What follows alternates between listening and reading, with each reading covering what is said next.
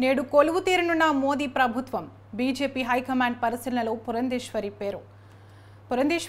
పురంధేశ్వరికి Lok Sabha speaker పదవి ఇస్తారని talk వినిపిస్తుంది. రాజమండ్రి ఎంపీగా పురంధేశ్వరి గెలిచారు.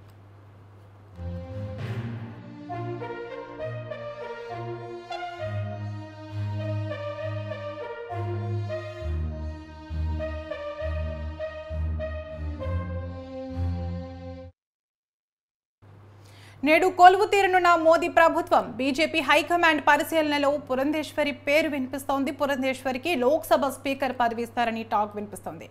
రాజమండ్రి ఎంపీగా పురంధేశ్వరి గెలిచారు.